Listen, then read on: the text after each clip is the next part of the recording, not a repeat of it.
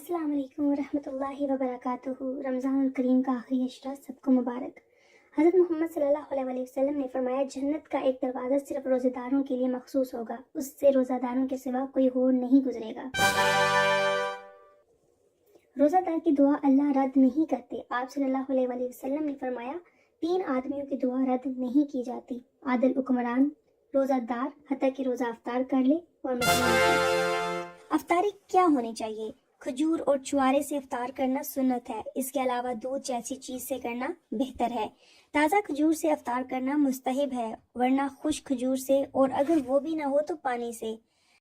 حضرت انس رضی اللہ تعالیٰ عنہ فرماتے ہیں کہ نبی کریم صلی اللہ علیہ وآلہ وسلم مغرب کی نماز سے پہلے چند تازہ کھجوروں سے افطار فرماتے تھے، اور اگر تازہ کھجور دستیاب نہ ہوتی تو خشک کھجوروں سے افطار فرماتے تھے، اور اگر خشک کھجوریں بھی نہ ہوتی تو چند چلو پانی پی لیتے۔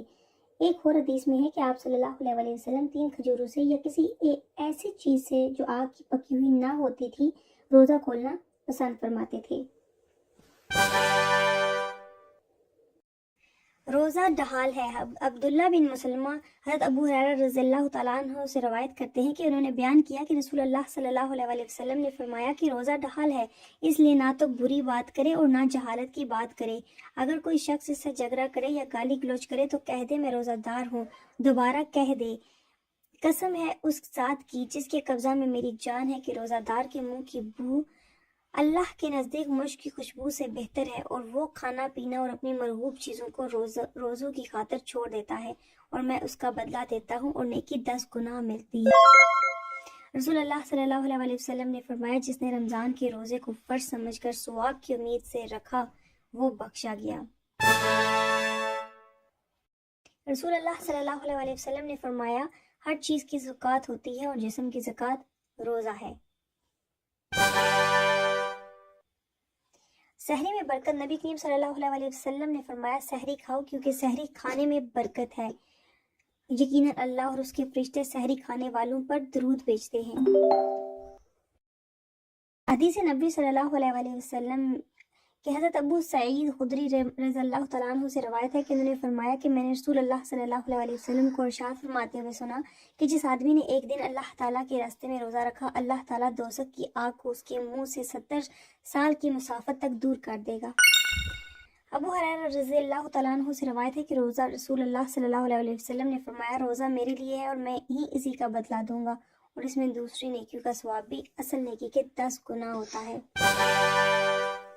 ابو ہریرہ رضی اللہ تعالیٰ عنہ سے روایت ہے کہ رسول اللہ صلی اللہ علیہ وسلم نے فرمایا روزہ ایک ڈھال ہے، اور اس لیے روزہ دار نہ بےہودہ گوئی کرے اور نہ جاہلانہ افعال۔ رسول اللہ صلی اللہ علیہ وسلم نے ارشاد فرمایا جس شخص نے بغیر کسی عذر اور بیماری کے ایک روزہ بھی چھوڑا تو خواہ وہ ساری عمر کے روزے بھی رکھ لے تو اس کی تلافی نہیں کر سکتا۔ 3 لوگوں کی دعا کبھی رد نہیں کی جاتی: عادل حکمران کی، اور مظلوم کی، اور روزہ دار کی افطار کے وقت کی جانے والی دعا۔ حدیث ابو ہریرہ رضی اللہ تعالیٰ عنہ سے مروی ہے کہ رسول اللہ صلی اللہ علیہ وسلم نے ارشاد فرمایا رمضان کے بعد سب سے افضل روزہ اللہ کے مہینے محرم کا ہے، اور فرض نماز کے بعد سب سے زیادہ افضل نماز رات کی نماز ہے۔ رمضان ایک ایسا مہینہ ہے جس میں آہستہ آہستہ یہ احساس ہونے لگتا ہے کہ وہ شیطان نہیں تھا، وہ تو ہم خود تھے۔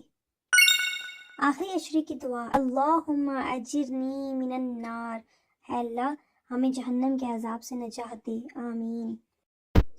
اے بلندتر، اے بزرگی والے، اے بخشنے والے، اے مہربان، تو ہی بڑائی والا پروردگار ہے جس کے جیسی کوئی چیز نہیں ہے، اور وہ سننے دیکھنے والا ہے، اور یہ وہ مہینہ ہے جسے تو نے بزرگی دی، عزت عطا کی، بلندی بخشی، اور بھی مہینوں پر عنایت کی ہے، اور یہ وہ مہینہ ہے جس کے روزے تو نے مجھ پر اور ہم پر فرض کیے ہیں، ہم مسلمانوں پر، اور وہ ماہ رمضان ہے کہ جس میں تو نے قرآن اتارا ہے جو لوگوں کے لیے ہدایت ہے، اس میں ہدایت کی دلیلیں اور حق و باطل کی تفریق ہے۔